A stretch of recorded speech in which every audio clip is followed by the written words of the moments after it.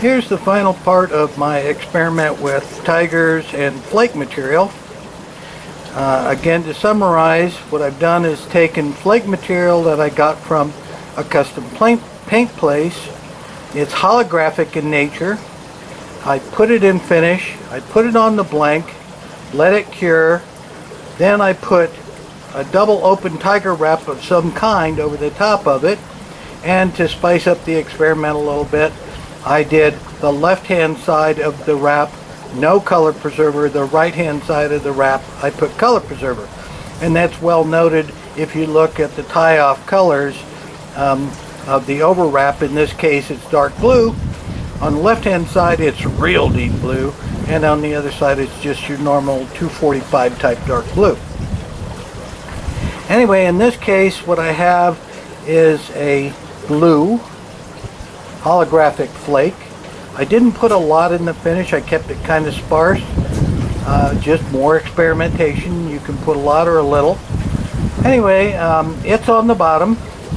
Then the first overwrap of it is a lime type yellow green, which I had 3 threads, sacrificed 2, leaving only the lime type yellow green.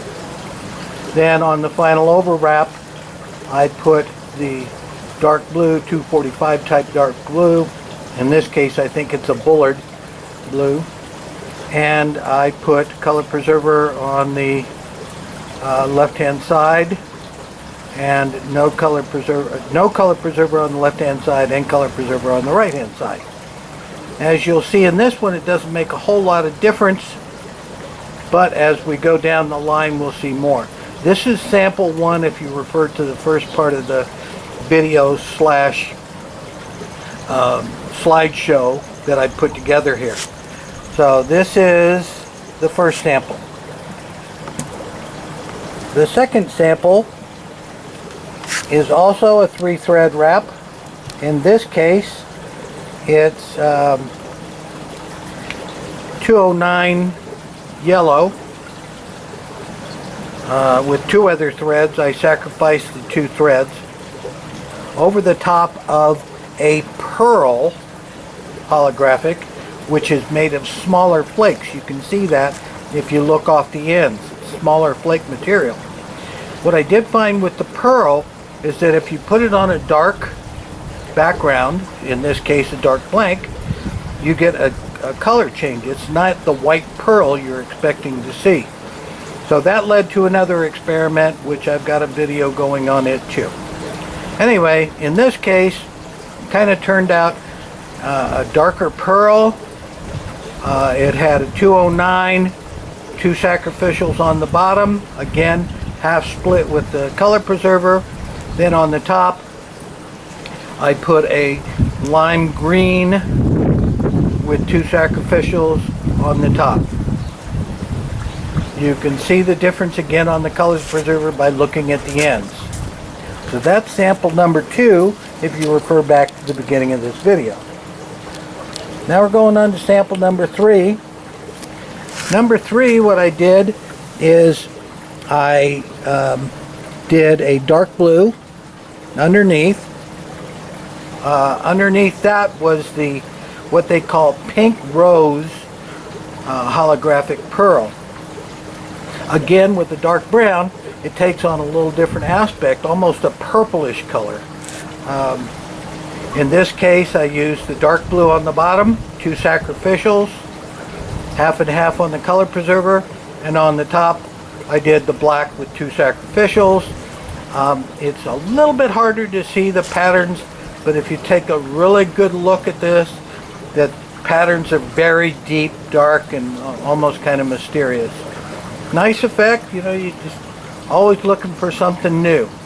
The colors coming through look more like a rainbow color with the essence on red, but still really, really nice. I think that pink rose would go with a whole lot of different colors. Sample number 4 is done with what I consider my favorite of all the flakes. It's the rainbow flake. Really appears silver in the jar. but as you can see, when it's spun around in the daylight, it takes on every color of the rainbow, reds and greens and blues and everything you could want. Again, done with blacks and blues, but in this case I only did a double wrap on the bottom. So I did a black and a blue, sacrificed the black. On the top I did a black and a blue, and I sacrificed the blue. Very, very difficult to see the pattern, but it is there. It's more noticeable when you change directions and look from different directions. I'll try to take a look from the long side of the rod all the way down when I get done here. And that's sample number 4. Sample number 5, again, made a little change here. I did a 4-thread wrap, leaving only a light blue and a dark blue with 2 sacrificials.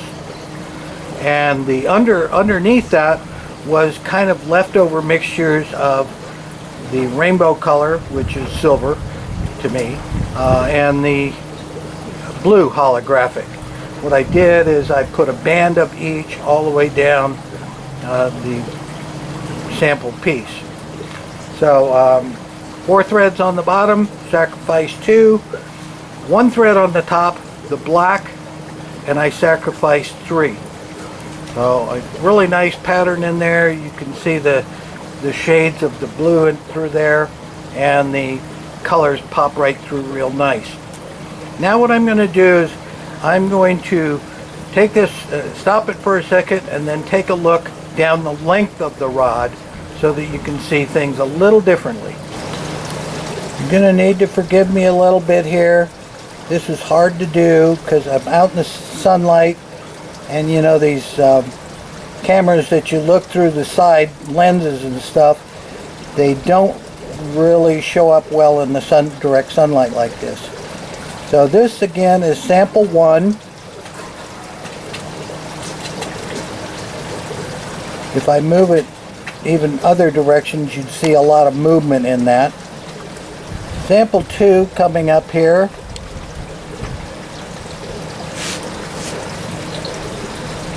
You can see the patterns better from this direction for some reason. Moving down onto sample 3. A little bit harder to see. The dark colors for some reason don't pop as well. Sample 4 coming up here.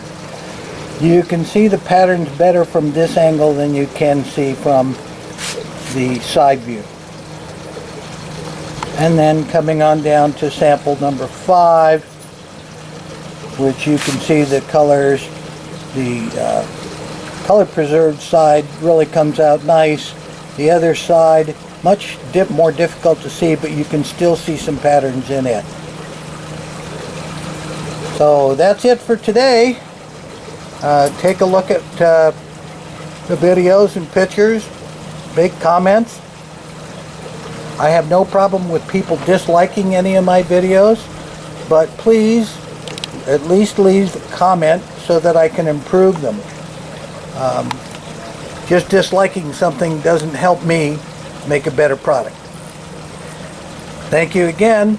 Hope we have more soon.